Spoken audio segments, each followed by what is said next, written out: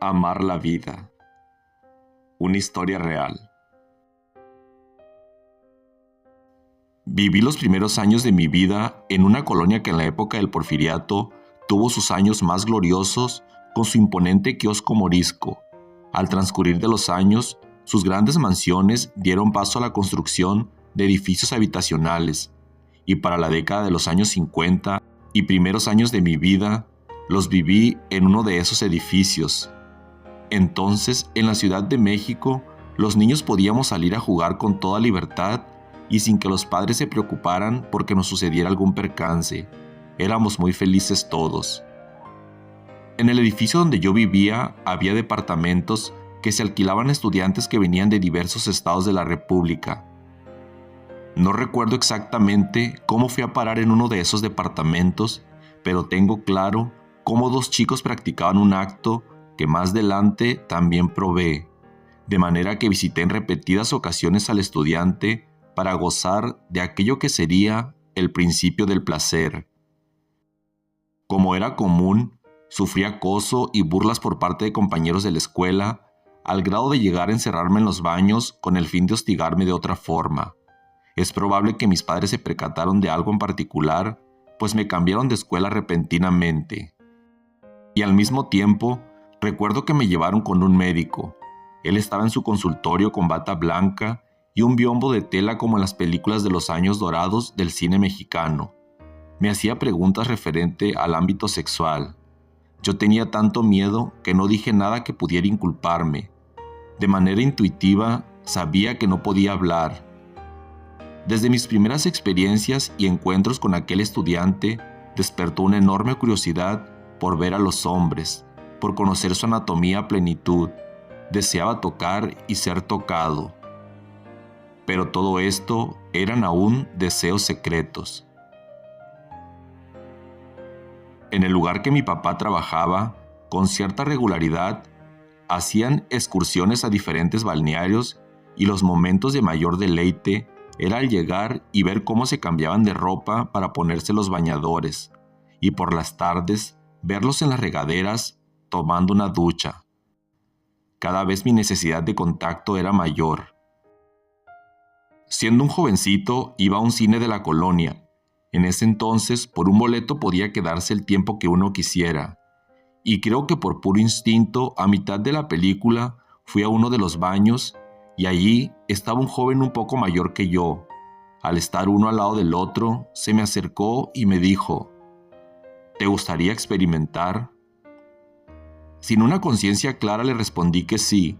Me llevó a uno de los cubículos y ahí por primera vez tuve un rol activo. Ese encuentro fue definitorio.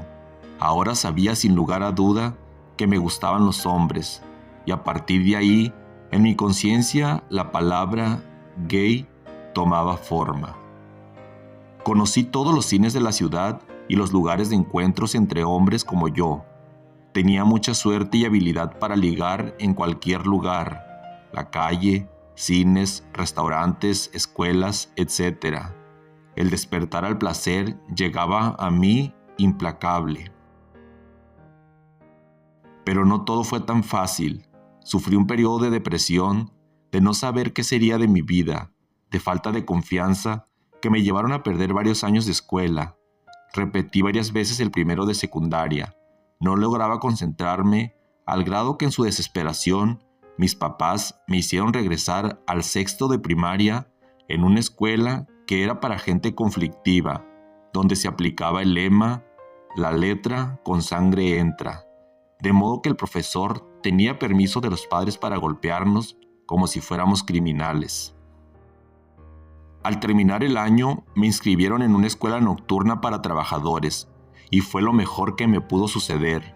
Encontré verdaderos amigos, me hicieron recobrar la confianza en mí mismo y terminar la secundaria con magníficas calificaciones, y con ello optar por estudiar en una de las escuelas preparatorias de mayor prestigio de la capital. Con una clara decisión de lo que quería estudiar, ingresé a una de las mejores universidades privadas de México a la carrera de psicología. En los primeros meses de clase me encontré en la zona rosa, que en ese entonces era un lugar de ligue, a uno de los mejores maestros que he tenido a lo largo de mi vida. Conversamos largamente en esa ocasión. Un día me invitó a su casa para que conociera a algunos amigos suyos y ampliara mi grupo de amistades. Esa noche conocí al que fuera mi primer pareja formal por casi 22 años. Era mayor que yo 12 años. Para mí era todo un hombre formal. Me enseñó mucho de la vida. Con él conocí prácticamente todo el país y a cruzar fronteras conociendo muchos países de América y Europa. Me impulsó a independizarme de la casa paterna, viviendo solo en un departamento. Sin embargo, él y yo nunca vivimos juntos. Solo nos veíamos los fines de semana y en vacaciones. Entre semanas solo conversábamos por teléfono. Pero con él aprendí desde lectura de los clásicos hasta cine de arte, teatro, música, etc. Ambas familias nos conocían y había un trato cordial, pero sin ninguna profundidad. Nunca hubo oportunidad de que ambas familias se juntaran. El trato que ambas familias nos daban eran de ser simplemente amigos, es decir, nunca hubo una aceptación de vernos como pareja. Lo que para mí fracturó la relación fue cuando mi madre murió. No estuvo conmigo en el velorio, simplemente se presentó en el sepelio. No me sentí acompañado por él en uno de los momentos más dolorosos de mi vida. Pero el tiempo nos brinda siempre nuevas oportunidades, y así llegó a mi vida una persona especial de manera providencial. Era un martes 6 de junio de 1995. Fui a una sucursal bancaria a pagar mi recibo de luz. En la fila, un joven me preguntó si solo haría ese pago, y le respondo que sí. Me dice que a unos cuantos metros se encuentra una oficina de la compañía de luz, hoy Comisión Federal de Electricidad, y que ahí no tendría que pagar comisión adicional. Le agradecí su gesto y me encaminé. De regreso, percibí una mirada penetrante. Mantuve su mirada por un momento y continuamos nuestro camino. Sin embargo, de manera automática, los dos giramos para seguir mirándonos.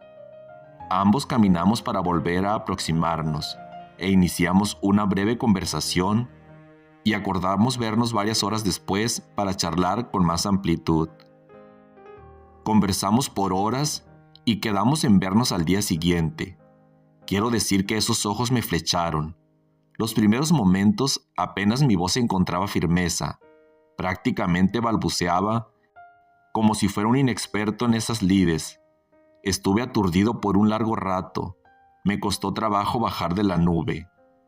Después de vernos en varias ocasiones y encaminarlo un poco a tomar su transporte, estaba muy animado, pero igual procuraba ser muy cauto, pues temía caer en las redes equivocadas. Y creo que a él le sucedía lo mismo, pues en varias ocasiones, antes de ir a su trabajo, iba a darme los buenos días.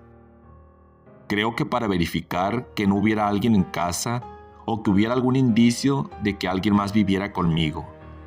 Una tarde, no solo lo encaminé a tomar su transporte, le ofrecí a llevarlo hasta su domicilio.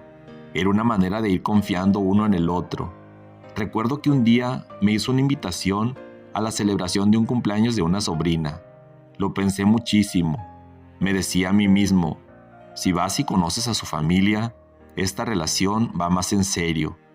Me preguntaba si estaba dispuesto a dar ese paso. Fui muy bien recibido por toda su familia.